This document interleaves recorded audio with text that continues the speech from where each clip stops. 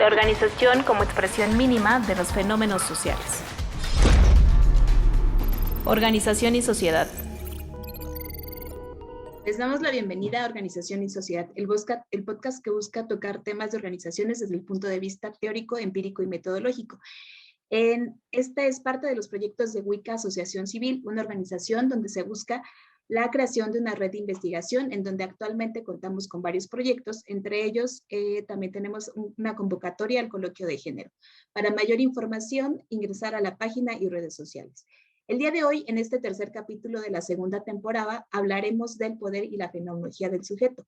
Para esto tenemos a nuestro conductor y ahora entrevistado, el doctor en estudios organizacionales, Eric Giovanni González Cruz, quien es miembro del Sistema Nacional de Investigadores Nivel 1, maestro y doctor en estudios organizacionales por la Universidad Autónoma Metropolitana, Unidad de Iztapalapa, licenciado en Ciencias Políticas de Administración Pública por la Universidad Autónoma del Estado de México. Además hizo una estancia de investigación en la Universidad de París-Dauphine, tiene diversas publicaciones en revistas nacionales e internacionales. Sus principales líneas de investigación son el sujeto organizacional, poder, democracia y organización ética. Bueno, le damos la bienvenida al creador, conductor y ahora entrevistado, que nos va a hablar sobre la fenomenología del poder. ¿Vale? Bueno, para abrir con este tema, vamos a preguntarle, ¿cuál es la relación del poder y el sujeto organizacional? Muchas gracias, Talis. Bueno, pues un saludo a nuestros oyentes y a quienes nos ven a través de YouTube y las redes sociales. Muchas gracias por continuar con nosotros. Y bueno, ahora me toca a mí presentar algo de lo que estoy trabajando. En este sentido voy a comenzar hablando acerca de lo que es el poder. Bueno, el poder pues, es un fenómeno social complejo que ha tenido diversos abordajes, ¿no?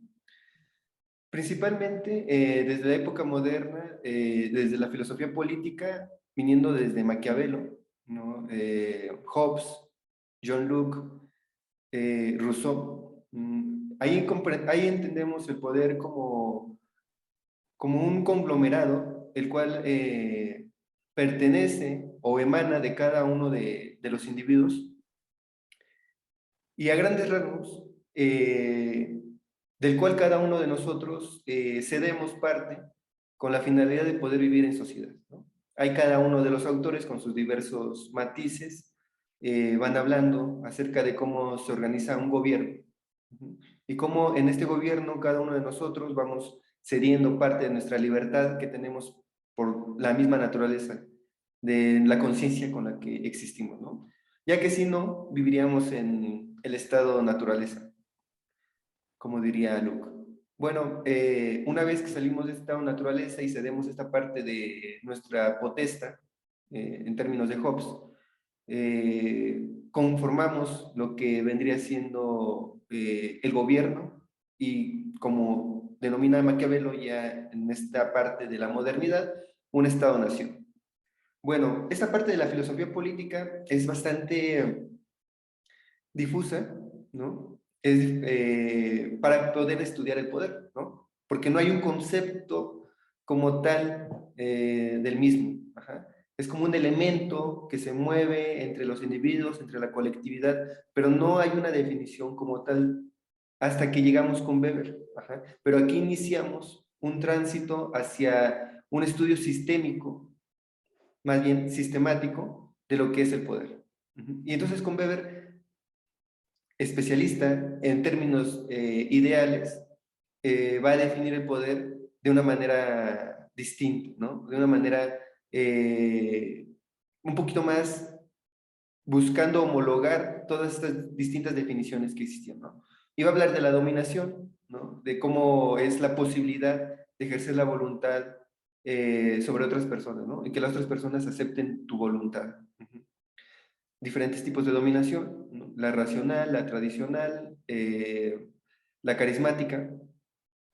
Pero me gustaría detenerme un poco más en lo que son las definiciones de Dahl, de Barash-Baratz, de Steven Luke y de Foucault.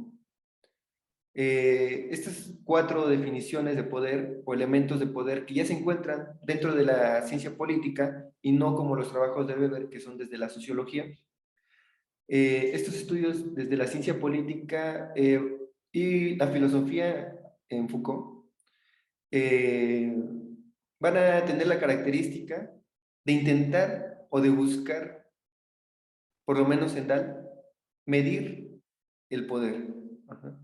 El otro es a lo mejor describirlo, comprenderlo, ¿no? Pero Dahl va a intentar medir el poder, ajá, va a intentar cuantificarlo de alguna forma, ¿no? Él mismo habla acerca de las posibles limitaciones de hacer esta forma de estudio del poder, pero lo hace, ¿no? Y va a definir el poder como la capacidad o la habilidad que tiene A de lograr hacer que B haga algo en contra de sus intereses.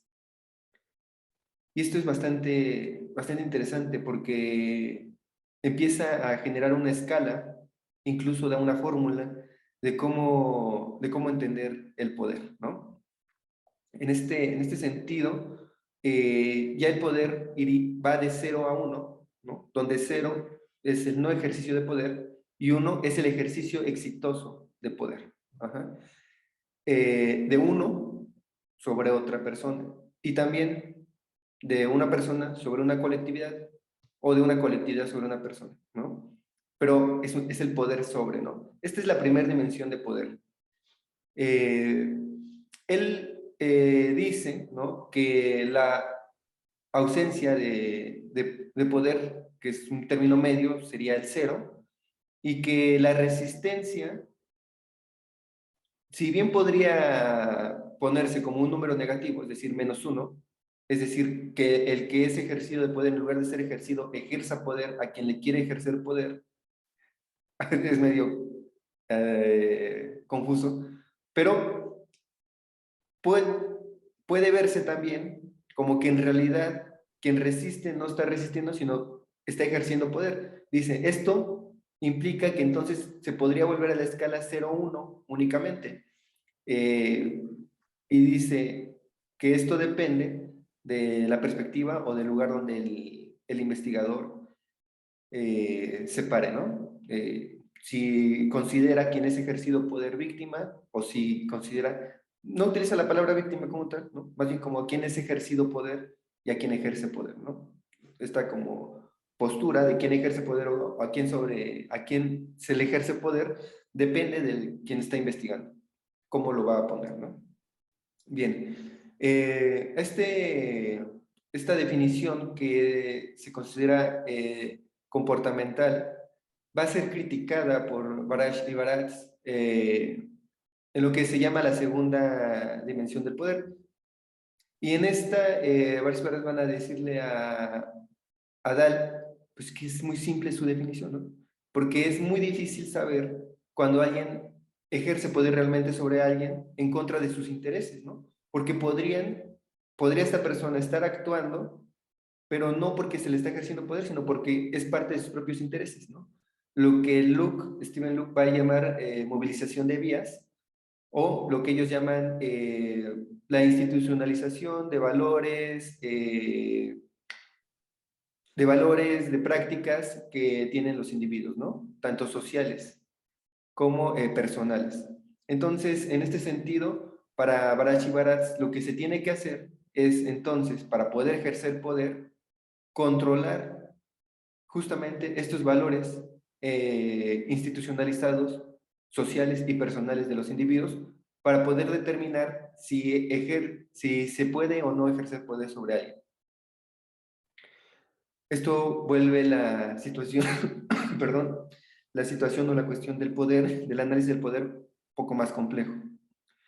La tercera dimensión de poder de Steven Luke, él habla acerca de un proceso de que el poder es sistémico. En este sentido, va a criticar a Barash y Baratz y les va a decir, bueno, es que ustedes critican a Dahl, ¿no?, pero caen en el mismo problema, porque ¿cómo saber que has logrado modificar, ¿no?, los valores que permiten el comportamiento de los individuos, ¿no? Y entonces también no puede saber si es el comportamiento de las personas resultado del ejercicio del poder, o más bien, pues el resultado de otras cuestiones que no tienen que ver con con que tú ejerzas poder sobre ellos, ¿no?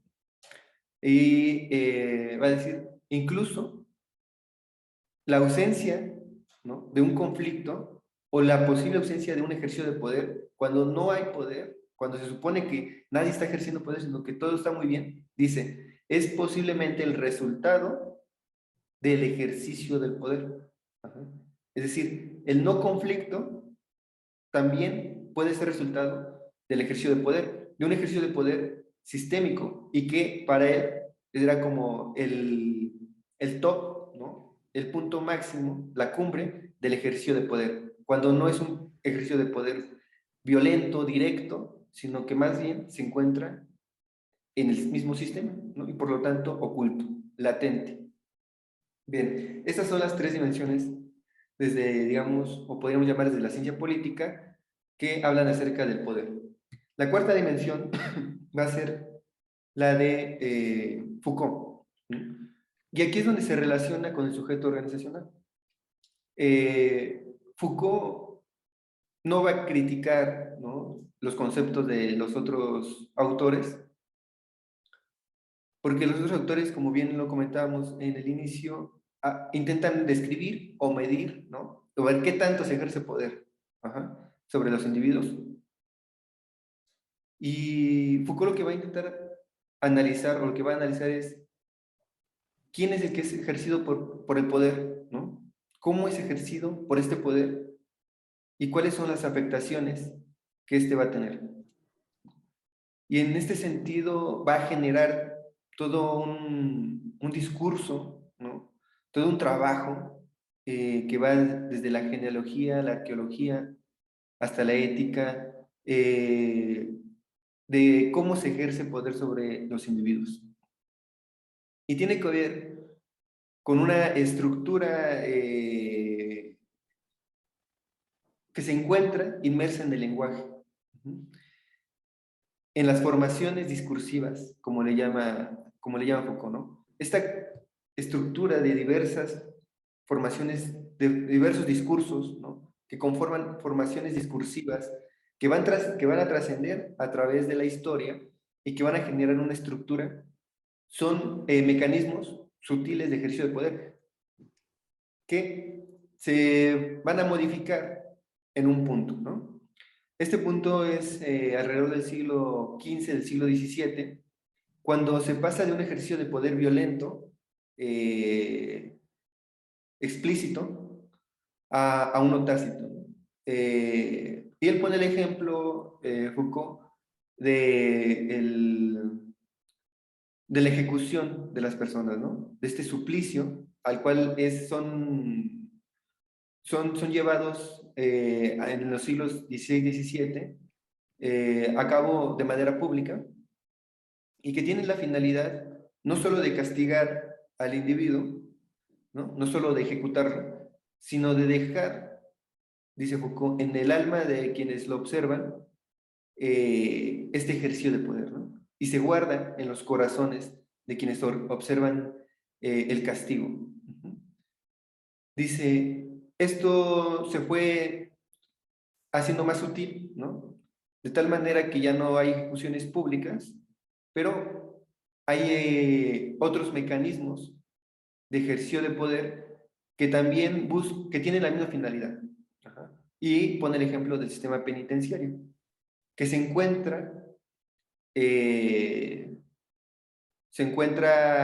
formado, tiene sus bases, ¿no?, en la ciencia, en la academia, en el derecho. Ajá. Bueno, en el derecho y en las diversas disciplinas que trabajan este tema. Bien, ¿por qué? Porque va a ser la ciencia ahora quien va a legitimar los actos que se llevan a cabo para castigar, para el castigo, ¿no?, para vigilar y castigar. Entonces, en ese sentido, va a ser ahora la ciencia el mecanismo legitimador y no solamente del sistema penitenciario. Él ya va a hablar más adelante de lo que es el momento cartesiano. El momento cartesiano, pero bueno, eso ya más bien pertenece a otra pregunta. Bueno, en el proceso de la dominación, va a describir dos tipos en el sujeto. Primero, la dominación de otros sobre el sujeto, y la segunda, que es la dominación del sujeto sobre sí mismo. Y aquí se diferencia con los demás autores, ya que habla de una dominación propia. Nosotros nos podemos dominar a nosotros mismos, y él va a decir que sí, ¿no? Entonces, el sujeto organizacional lo que va a hacer es retomar esta idea del sujeto dominado de Foucault para llevarla al análisis de las organizaciones. ¿Cómo analizar a los sujetos que interactúan en una organización y cómo poder observar o darnos cuenta de que este individuo se encuentra dominado por otros y dominado a sí mismo? Y esto es a través de las prácticas, y en específico de la disciplina del cuerpo. Esto Foucault lo va a estudiar y lo va a llevar al análisis, y también lo analizamos o lo intentamos llevar al estudio en las organizaciones, ¿no? Cómo la organización determina la movilidad de tu cuerpo. Por ejemplo, ahorita en las clases virtuales, ¿no?, y presenciales, que ya va a ser mixto, cómo la organización te dice en qué momento debes estar en tu casa, ¿no?, en qué momento debes salir de tu casa, en qué momento debes ir a clases, ¿no?, y de estar en tu salón, y te dice qué días, ¿no?, y a quiénes les toca y a quiénes no les toca, etcétera. Todos estos procesos son procesos de dominación a los cuales nosotros, a lo mejor de inicio, ¿no?, nos resistimos porque sentimos esta disciplina, pero poco a poco vamos interiorizando, ¿no? Pasamos de edad, ¿no?, de este poder sobre, a un proceso de institucionalización como Barachi-Baratz. Vamos interiorizando este ejercicio de poder a tal punto que lo normalizamos, sistémico, Steven Luke, y finalmente somos partícipes de este, ¿no?, sin darnos cuenta que en este momento ya no solamente estamos siendo dominados por otros, sino que somos dominados por nosotros mismos. Y tampoco es que esté malo y que siempre sea malo, etcétera, ¿no? El análisis del poder en este punto no tiene un análisis negativo ni positivo. Bien, eso es lo que se haría entonces en las organizaciones. Y este sujeto que se encuentra o que interactúa dentro de las organizaciones, que se encuentra dominado por otros, que se encuentra dominado por sí mismo, también tiene posibilidades de libertad en el sujeto ético de Foucault, ¿no? A este individuo, o más bien a este fenómeno, se le va a conocer o le voy a llamar sujeto organizacional. Okay. Bueno, después de haber hecho esta relatoría de cuáles de las 4 caras del poder, y con esta relación que se hizo del sujeto organizacional, muy bien ejemplificado, de hecho, en nuestra cotidianidad, ¿no?, de lo que estamos viviendo actualmente, ¿por qué sería importante hablar de una fenomenología del sujeto organizacional? Bien, bueno, hasta el punto anterior, esta idea del sujeto organizacional se encontraba en un momento teórico, ¿no? Era el resultado del análisis de otros autores, ¿no? Y llevado únicamente o sacado de un campo, del campo de la filosofía para Foucault, y llevado al campo de los estudios organizacionales o del estudio de las organizaciones. La fenomenología del sujeto organizacional nos va a mostrar o nos va a permitir hacer el análisis de un sujeto ético dentro de las soluciones capaz de la libertad, y entenderlo como esto, como un fenómeno, como el análisis de la cosa. Y por eso es que esta idea también del sujeto racional tiene dos vertientes contradictorias. Por una parte, habla de una liberación de un sistema que viene desde el siglo XV, que tiene que ver con el método científico, con la ciencia en general, y por otra parte permanece dentro del análisis de la academia y de la ciencia. Por eso es contradictorio.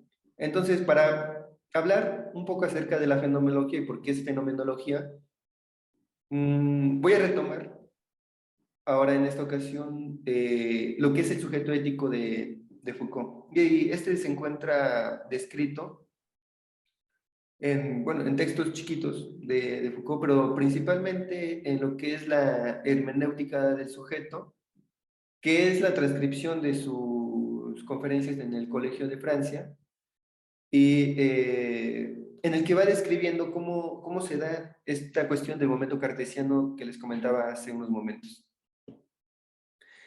El momento cartesiano, dice Foucault, va a ser un viraje, ¿no? Después de un salto, que va a dar como resultado una forma diferente o distinta, hasta entonces, hasta el siglo XV, de acceder a la verdad. Dice que en la antigüedad, ¿no? Con los griegos, la forma de acceder a la verdad pertenecía a la ascesis filosófica. El movimiento de ascesis es un movimiento de elevación, ¿no? Un movimiento hacia arriba, que tiene que ver con la búsqueda de la verdad, ¿no? Y entonces, en este primer momento, en la ascesis filosófica, dice Foucault que los griegos podrían determinar que cada individuo, ¿no? Por sí mismo, evidentemente cultivando el conocimiento, generando el escrutinio del alma, como diría Sócrates, etcétera, etcétera, podía llegar a lo que es por sí mismo la verdad, por sí solo. Sin embargo, cuando comienza el catolicismo, o cuando comienza el apogeo del catolicismo, existe otro tipo de ascesis, la ascesis católica, que va, dice Foucault, por ahí del siglo IV al siglo XV, al siglo XIV, ¿no? Es decir, 10 siglos, un milenio, y este es el salto del que habla Foucault. Dice, en este momento, en este lapso, pues como se le desprovee al individuo de la capacidad de acceder a la verdad por sí mismo, y se le da la verdad a través de un absoluto. ¿Cuál es este absoluto? Pues es Dios, ¿no? Y entonces solamente puedes llegar al cielo, ¿no? Generar esta elevación, conocer la verdad a través de Dios, ¿no? Dios es la verdad. Como una crítica a este salto, ¿no? Se genera entonces ahora la ascesis de tipo moderno, ¿no? Que va a tener que ver justo con el momento cartesiano, y que es la crítica, ¿no? A a aceptar una verdad dada sin dudar de ella, ¿no? Que es Descartes, esta cuestión, ¿no? Dudar de todo, generar el método, que la duda sea el método para poder llegar a la verdad. Y se va a sustituir a Dios, como la forma de acceder a la verdad, y se va a dejar de una manera después un poco transgiversada la razón o el pensamiento como la forma para acceder a la verdad, que como comenta Foucault comienza con Descartes, pero no hace alusión a Descartes, o por lo menos no únicamente a él, ¿no? Tal vez el problema se encuentre posterior con Hume, con Kant, con otros autores empiristas, que van a delimitar, digo, de manera bastante excelsa, la forma para acceder a la verdad, ¿no? Y a lo mejor, como dice Heidegger, más bien la crítica sería al dejar de dudar, ¿no? Al dejar de lado la hypogeia cartesiana y aceptar el método científico o aceptar la ciencia como esta gran forma y única forma de acceder a la verdad. Entonces, en el sujeto moderno le es dada la verdad también. ¿Por quién? Ya no es Dios el absoluto, es la ciencia del absoluto, es el método científico, ¿no? Y lo vivimos quienes nos encontramos dentro de la academia, ¿no? La metodología debe tener cierta forma, debe cumplir con ciertas características, debe tener la validez suficiente para ser aceptada por todos los demás científicos y después que esta verdad pueda ser dada a las demás personas, ¿no? Se encuentra ahí el absoluto ahí. Bien, esto debería ser una dialéctica, ¿no? Entre la duda, entre no siempre aceptar estas verdades como tal y empezar a generar un camino hacia lo que es el espíritu, ¿no? El espíritu humano, el espíritu del ser humano, el espíritu de la ciencia, como dice Hegel. Bien, pero esto se tendría que ser dialéctico. Bueno, para Foucault entonces, dice, desafortunadamente, pues la mayoría nos encontramos como sujetos dominados por otros, ¿quién? La ciencia. Interiorizamos esta idea de la ciencia como la verdad absoluta y nos encontramos entonces ya dominados ahora por un pensamiento económico.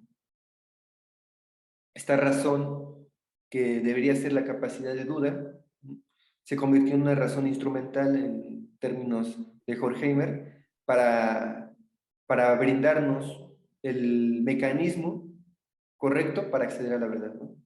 Y deslegitimar a cualquier otro tipo de mecanismo que puede ser tradicional, espiritual, etc. Desprohibiendo al individuo, al sujeto en sí mismo, de su capacidad para acceder a la verdad. Y este va a ser entonces el sujeto ético de Foucault. El sujeto ético es aquel que es capaz, ¿no?, de liberarse de estas formaciones discursivas, de esta estructura discursiva, ¿no?, esta arqueología, para poder generar por sí mismo una verdad. Y este sería el sujeto ético en Foucault. Generar su propio movimiento de ascesis. Dice Foucault que esto es sumamente difícil, ¿no? Romper con tus estructuras, sumamente complicado. Dice él, pone en peligro la existencia del propio ser, ¿no?, del individuo. Y además, caes en el peligro de volver a ser dominado por otra estructura o por otras formaciones discursivas, ¿no? Y aceptar estas nuevas formaciones discursivas como propias, ¿no?, y otra vez convertir en sujeto dominado. Entonces, este sería un proceso de deconstrucción constante. Bien, este fenómeno, porque no es una cosa, no es algo que podemos tocar, que podemos analizar de manera física, sino que es el resultado de la interacción entre individuos, entre personas, es social, ¿no? Se encuentra ahí, es el resultado de eso, es un fenómeno. Entonces, tenemos que estudiarlo como tal, por eso es una fenomenología, ¿no? Este fenómeno es analizado, pero ahora desde las organizaciones, desde el estudio de las organizaciones. Y vamos entonces a analizarlo como la fenomenología del sujeto organizacional. Y esta fenomenología es bastante compleja, ¿no? Viene del ser ético, del ser libre, es bastante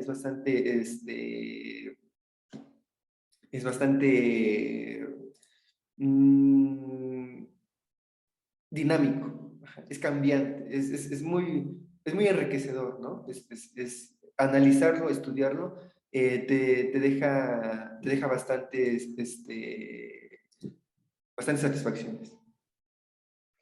Bueno, ahora que ya hicimos esta relación de saber por qué hablar de la fenomenología del sujeto organizacional y citando esto de los estudios organizacionales, ¿cómo se abordaría este tema desde los estudios organizacionales? ¿Cómo se puede abordar? Sí. Bueno, lo que, perdón, lo que ya realicé durante el estudio del doctorado en mi proyecto de investigación fue el análisis de la Administración General de Aduanas. Ahí intenté analizar o busqué analizar, comprobar esta cuestión que se encontraba de una manera teórica, analizarlo desde un estudio de caso, ¿no? ¿Por qué? Porque el sistema académico de investigación científico, ¿no?, en México, en Latinoamérica, muy fuerte, en otros países también, pero no tanto, tiende, creo, a ser empirista, ¿no? A buscar el estudio de caso de manera a veces un tanto forzada, desde mi perspectiva. Sin embargo, es bastante enriquecedor también, ¿no? Porque el analizarlo me, me, me dio a conocer la dinámica en la que nos encontrábamos, ¿no? Y la complejidad del poder, ¿no? Porque por más que quisiéramos delimitarlo, ¿no?, a fuentes de poder, ¿no?, a razonamiento estratégico, razonamiento sistémico, a zonas de incertidumbre, el poder se mueve de una manera tan dinámica, tan difícil de atrapar, que es complejo, ¿no? O sea, analizando el estudio del caso, o sea, por ejemplo, pude observar las 4 dimensiones de poder al mismo tiempo, ¿no? En la misma persona, con diferentes personas, algunas veces siendo sujeto ejercido de poder y otras veces ejerciendo el poder.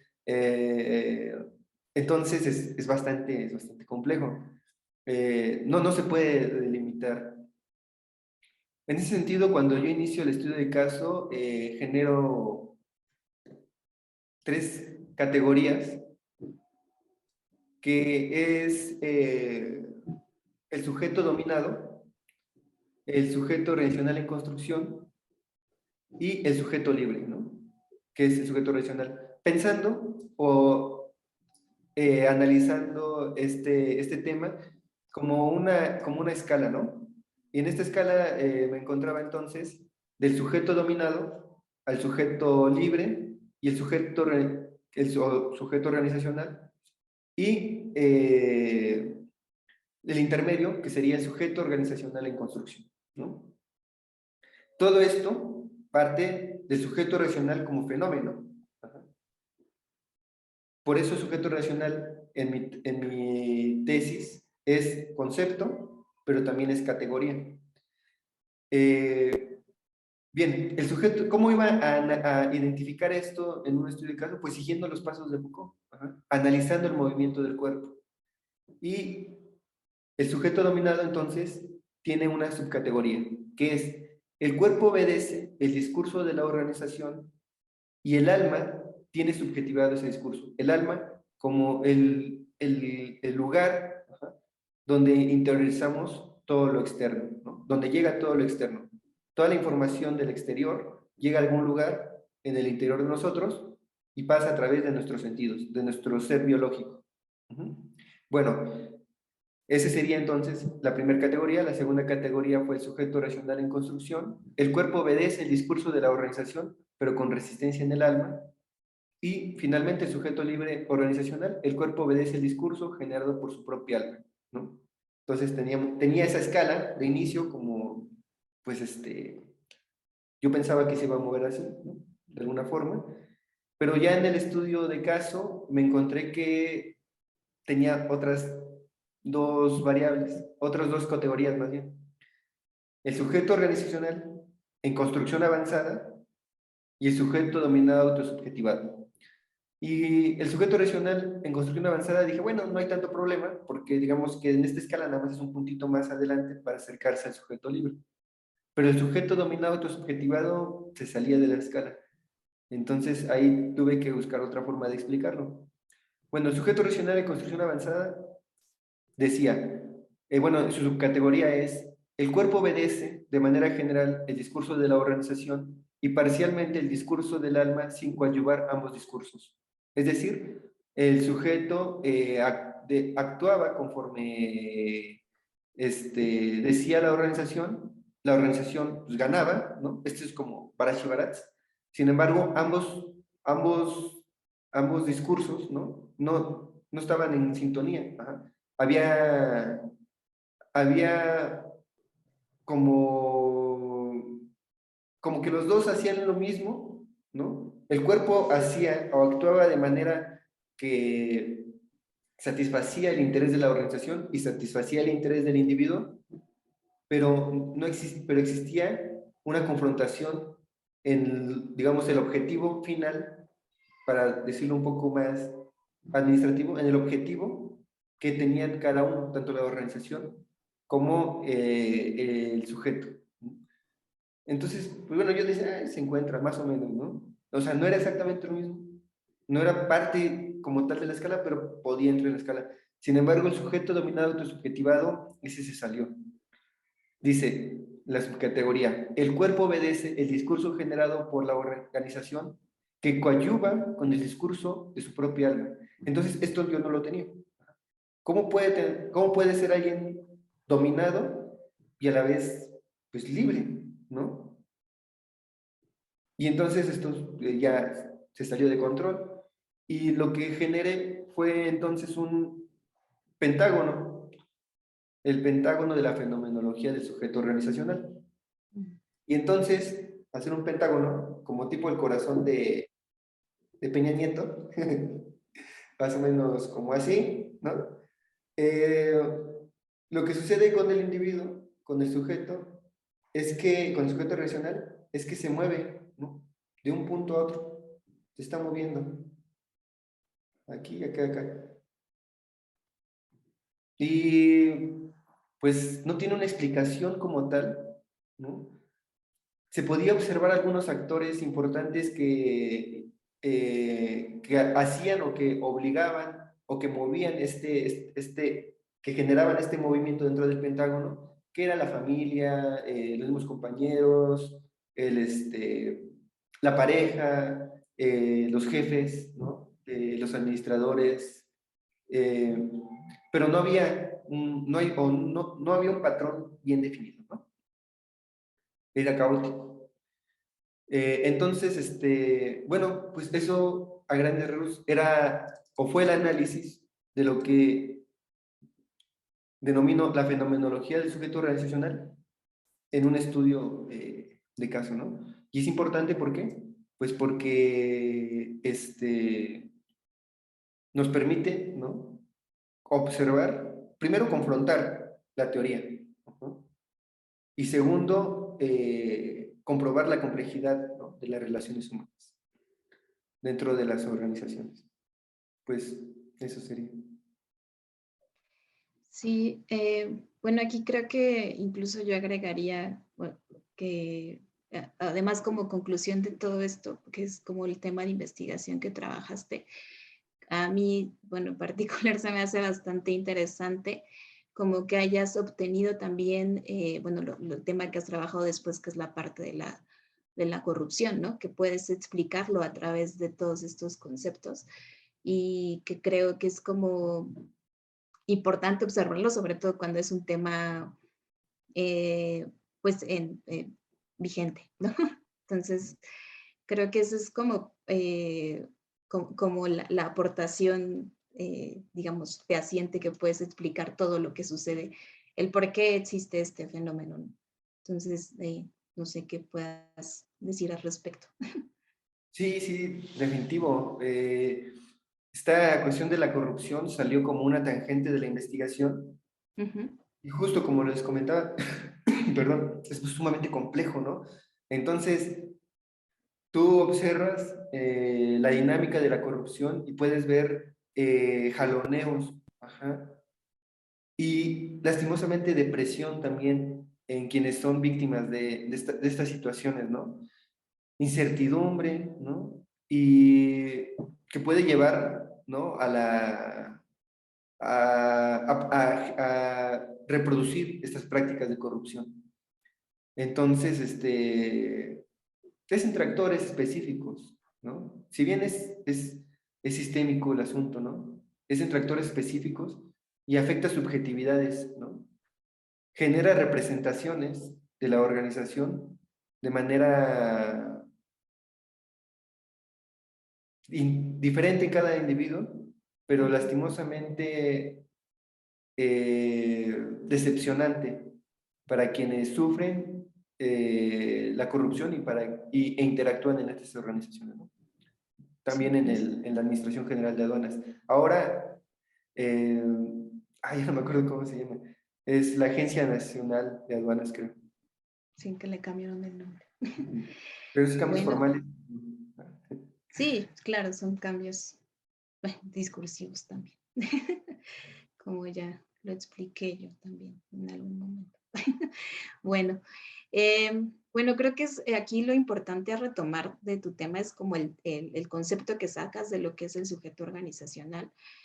Y creo que aquí lo importante sería como invitar a leer estos textos que has construido, que creo que son muy importantes, relevantes en el estudio de las organizaciones, y como invitar a que se acerquen al estudio de este concepto por lo que puede derivar a partir de ello, ¿no? Entonces, gracias por compartirnos tu investigación que no conocías, solo apareces como conductor, pero también eres investigador. Gracias, Thalys. No, gracias. La organización como expresión mínima de los fenómenos sociales. Organización y sociedad. La organización como expresión mínima de los fenómenos sociales.